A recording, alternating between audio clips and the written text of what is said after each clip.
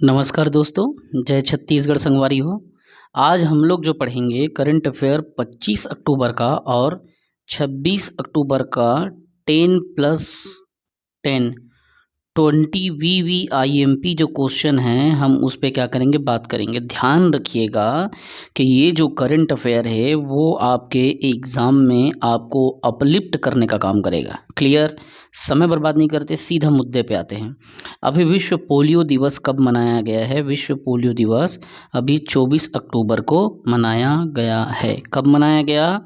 तो विश्व पोलियो दिवस 24 अक्टूबर को मनाया गया। दूसरी बात देखिए,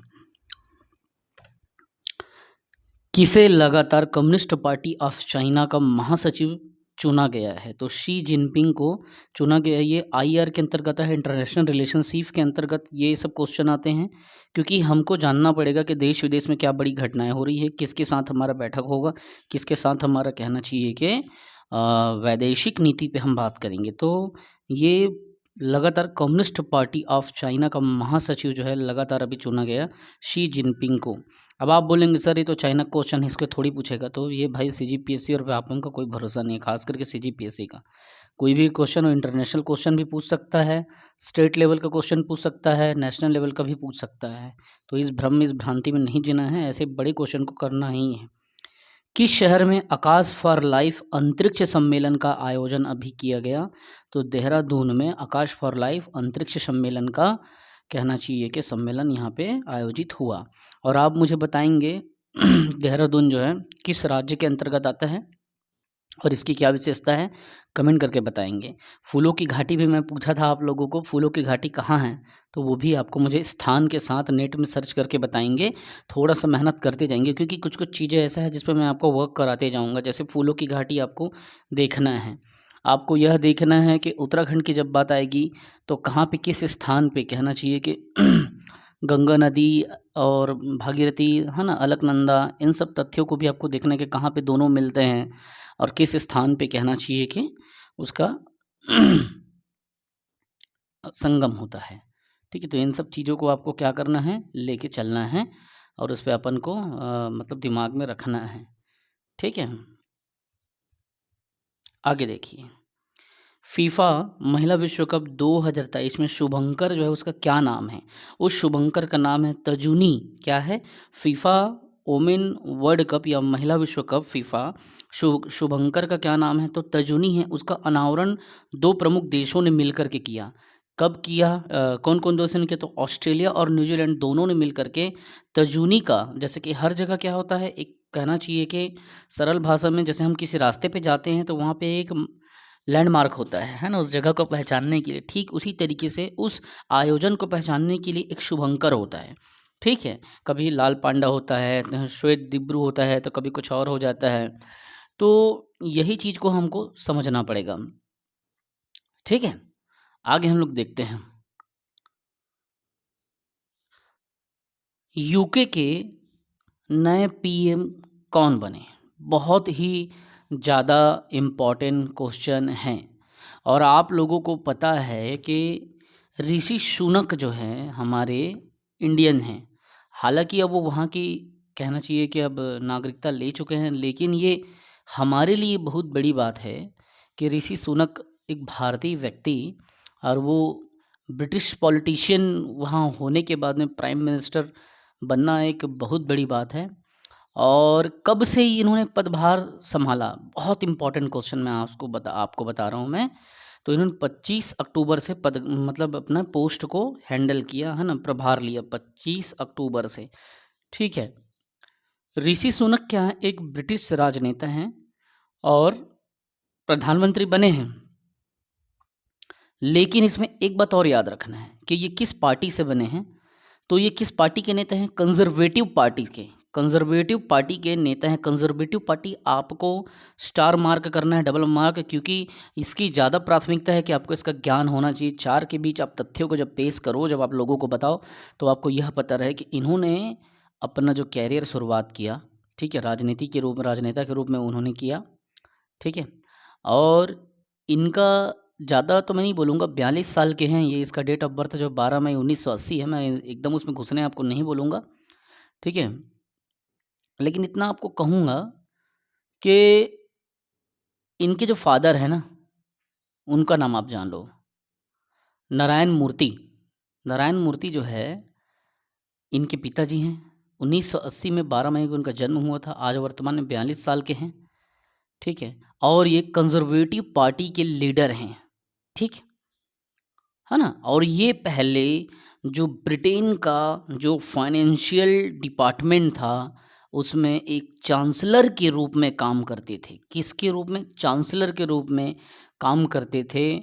और 2020 तक, चांसलर के ठीक पहले, ये ट्रेज़री में, कोषालय में मुख्य सचिव थे, है ना? तो चीफ सेक्रेटरी कहना चाहिए कि थे ये, कहाँ? कोषालय में। और एकदम ज़्यादा हम लोग इस पे अंदर नहीं घुसेंगे, बस आप इतना जान लो कब से, तो 25 अक्टूबर से। अभी कितने साल के हैं? 42 साल के हैं। कौन से पार्टी के हैं? कंज़र्वेटिव पार्टी के हैं, ठीक है? पिता का क्या नाम है? नारायण मूर्ति नाम है। बस इतना ही ज़्यादा आपके लिए देखना है, इससे ज़्यादा नहीं घुसना है, नहीं तो आप कन्फ्यूज़ हो जाओगे, ठीक है?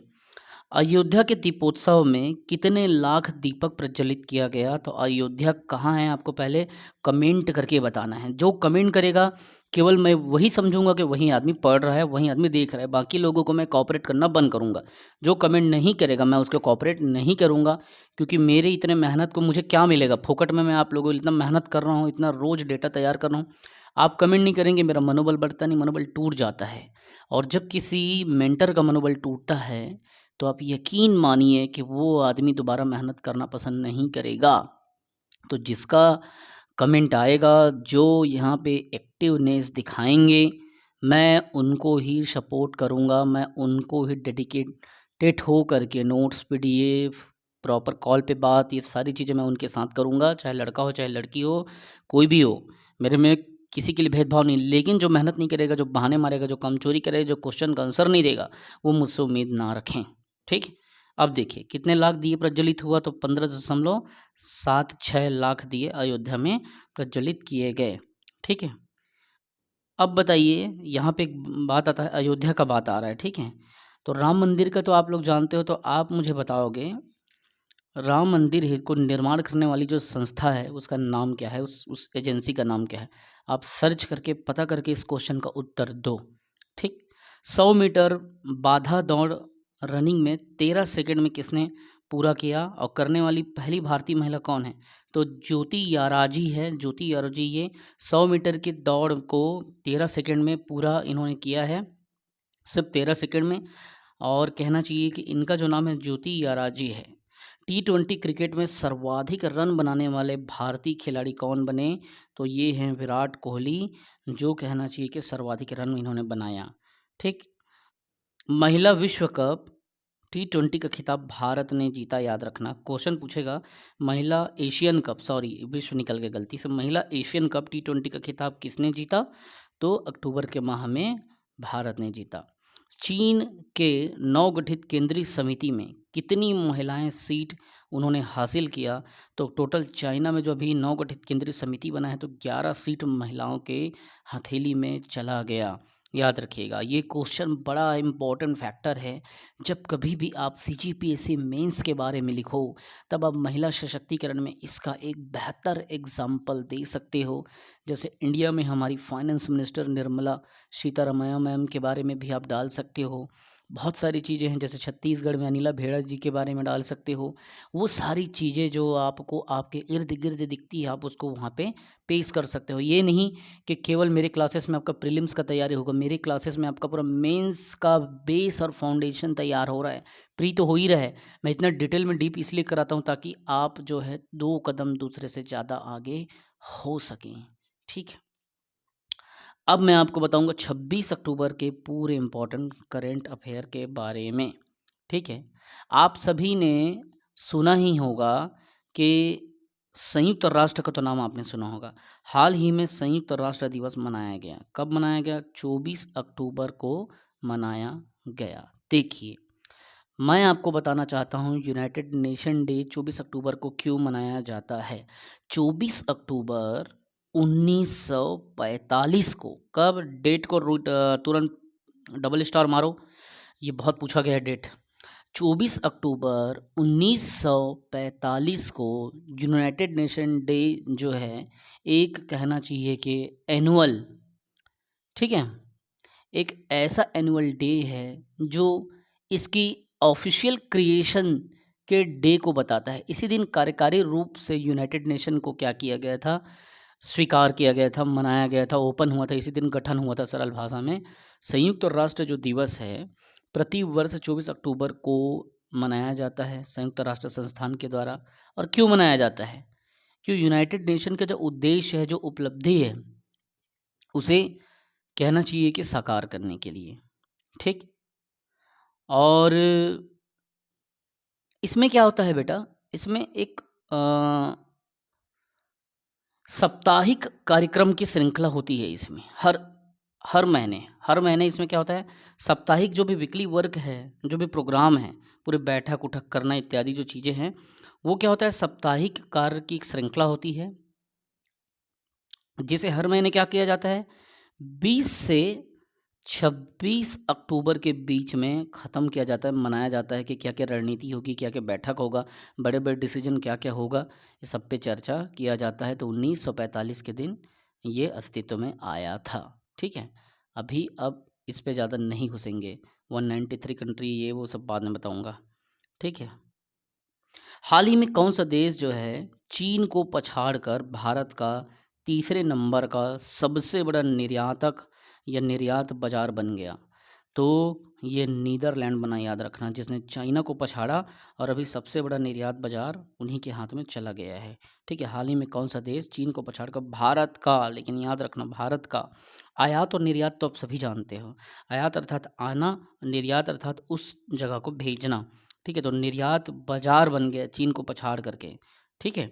तो ये कौन बना? नीदरलैंड बन चुका है। हाल ही में अंडर-23 कुश्ती चैंपियनशिप में स्वर्ण पदक जीतने वाले पहले भारतीय कौन बने?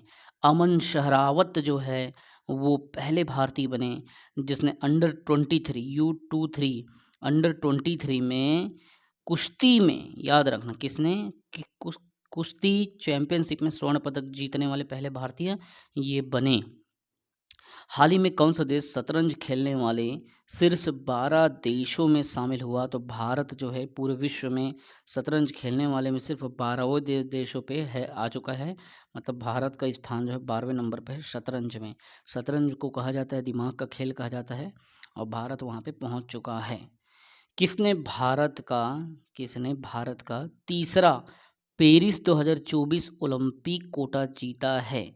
तो स्वप्निल कुसाले जी ने भारत का तीसरा, ठीक है, भारत का तीसरा पेरिस 2024 ओलंपिक कोटा जीता है। उसका नाम क्या है? स्वप्निल कुसाले। हाल ही में SC/ST आरक्षण बढ़ाने वाले अध्यादेश को मंजूरी किसने दिया? तो कर्नाटक की सरकार ने, उन्होंने क्या किया, दिया, ठीक। किसके लिए? SC/ST आरक्षण के लिए, किसके लिए? क्लियर है? तो कर्नाटक की राजधानी क्या है, आप मुझे ये बताइए। आप मुझे बताइए कि कर्नाटक का कैपिटल क्या है। कर्नाटक विधानसभा में ये जो मैटर आया, आरक्षण जो बढ़ा, उसके बारे में मैं बताऊंगा आपको, लेकिन आप मुझे बताइए कर्नाटक का क्या है स्थिति, ठीक है।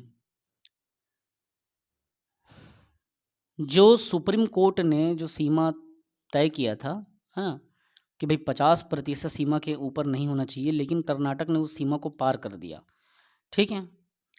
अब वो हो गया कितना? 56% है। मतलब सुप्रीम कोर्ट कहता है कि 50 से ज़्यादा नहीं देना था आपको, लेकिन ये कितना चल दिया? 56% चला गया, और इसी विधेयक को अभी वहाँ पे पारित कर दिया गया, ठीक। कितना परसेंट गया है? तो 50 से बढ़ के 56। आरक्षण को 50% से ज़्यादा नहीं देना है, लेकिन ये राजनैतिक तुष्टीकरण के कारण ये स्थिति आ रही है। हुआ क्या है, कर्नाटक के राज्यपाल हैं थावर चंद गहलोत, इन्होंने SC/ST के लिए आरक्षण बढ़ाने वाले अध्यादेश को अभी जस्ट हाल ही में इसी रविवार को अपनी मंजूरी दे दी।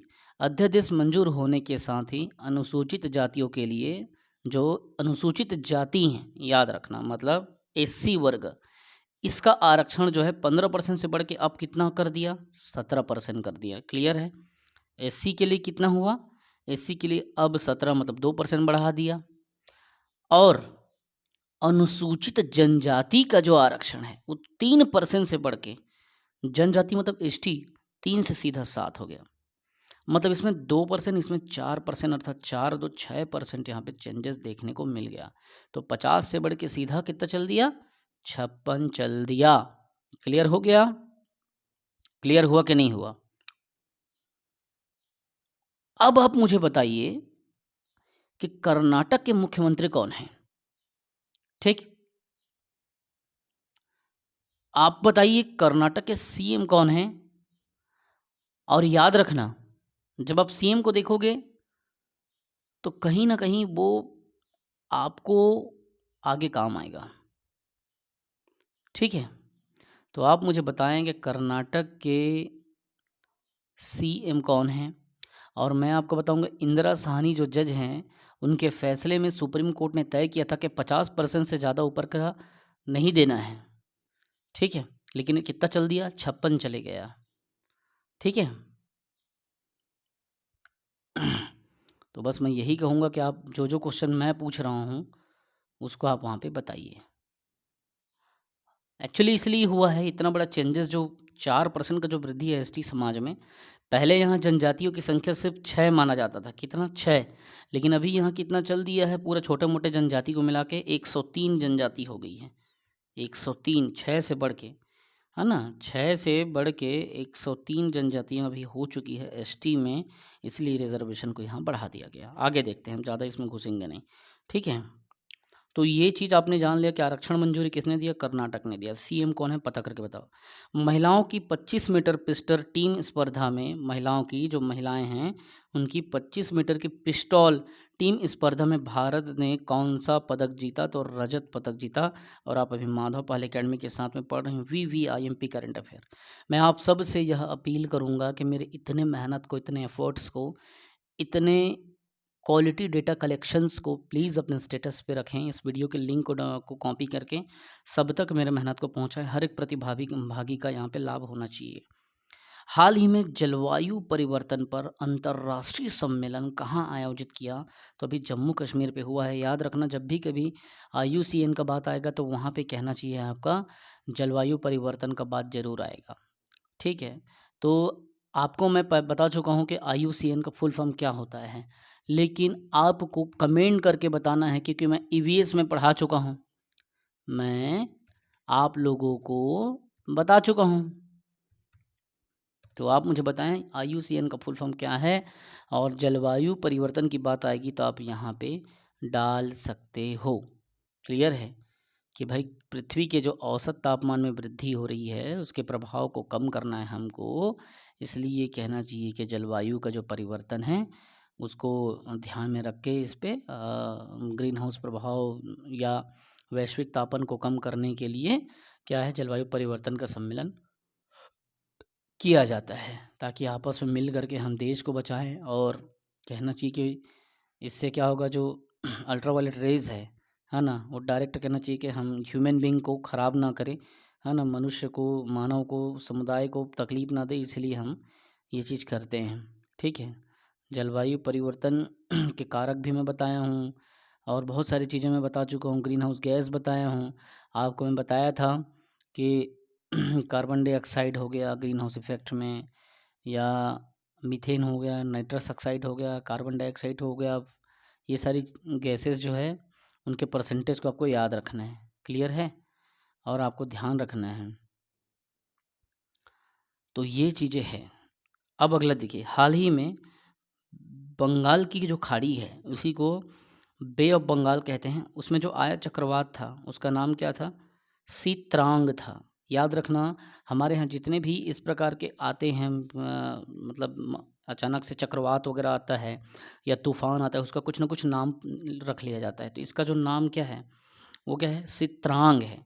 उसे किस देश ने नामकरण किया, तो थाईलैंड ने उसका नामकरण किया। किसने किया, थाईलैंड ने किया। BOB में ये अभी बंगाल की खाड़ी में तूफानी चक्रवात आया था, सित्रांग था। जैसे किस देश ने नाम दिया, तो थाईलैंड ने इसका नाम दिया गया।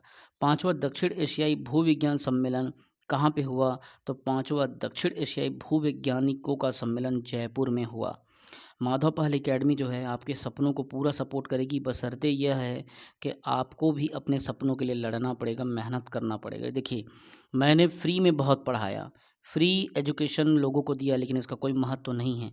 जब से मैं पेड किया हूँ ज़रूरतमंद लोगों के लिए, सीरियस लोगों के लिए, लोग ईमानदारी से पढ़ रहे हैं, शिद्दत से पढ़ रहे हैं, टाइम टू टाइम टेस्ट दे रहे हैं, क्योंकि यहाँ पे पैसा लगा है, इसीलिए फ्री में पढ़ा के देख लिया, कोई मतलब नहीं है।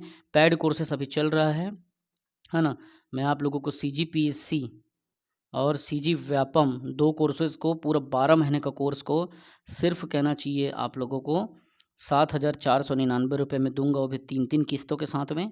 और आप लोगों को व्यापम का कोर्स चाहिए, full length course plus hostel warden का, तो आपको व्यापम भी मिल जाएगा प्लस हॉस्टल वार्डन भी एक साथ मिल जाएगा। 2 कोर्सेज़ रहेंगे दोनों, और वो भी दोनों कोर्सेज़ क्या रहेगा, फुल लेंथ रहेगा, मात्र 5,999 रुपये में, और ये भी पूरे 12 महीने का रहेगा। इसमें भी आप 3 किस्त में दे सकते हो। अगर केवल आपको कहना चाहिए कि हॉस्टल वार्डन का करना है, तो ओनली हॉस्टल वार्डन का पैकेज अगर करना है, सिर्फ आपको 3500 रुपये लगेंगे।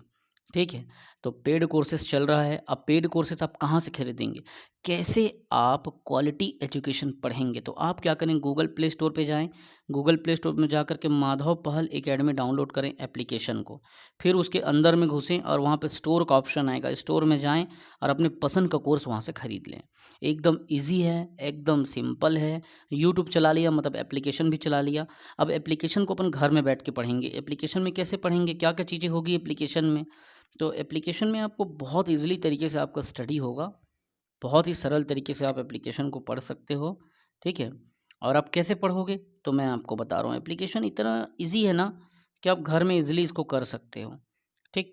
अब कैसे करोगे? तो क्या करोगे, देख, सबसे पहले आप एप्लीकेशन को जब ओपन करेंगे ना, तो आप किसी कंटेंट को, पीडीएफ वगैरह को आप क्या कर सकते हो, डाउनलोड कर सकते हो, है ना? पीडीएफ आप वहाँ से पढ़ सकते हो। रेगुलर आपका रिकॉर्डेड क्लास होगा, आप क्लास को पढ़ सकते हो। फिर आपका कहना चाहिए कि मान लो फुल स्क्रीन में अगर देखना है, तो फुल स्क्रीन में देख लो, लैपी में देख लो, लैपटॉप में, कंप्यूटर में, इसकी भी मैंने सुविधा दे दी है। प्लस इसके अलावा आप अगर कहना चाहिए कि मान लो डाउनलोड करना चाहते हो, तो वीडियोज़ भी आप डाउनलोड करके एप्लीकेशन से पढ़ सकते हो। मतलब सारी चीज़ें आपकी एप्लीकेशन से होगी। वीकली आपका टेस्ट होगा, वीकली टेस्ट में आपको भाग लेना है, आपको देखा जाएगा कौन सा पक्ष मजबूत है, कौन सा कमज़ोर है, फिर ये सब चीज़ों पे आपका काम किया जाएगा। तो बस आप ईमानदारी से पढ़ें, शिद्दत से पढ़ें, आगे बढ़ें। मैं यही चाहता हूँ, जितना ज़्यादा हो सके आप मेहनत करते रहें। जय हिंद।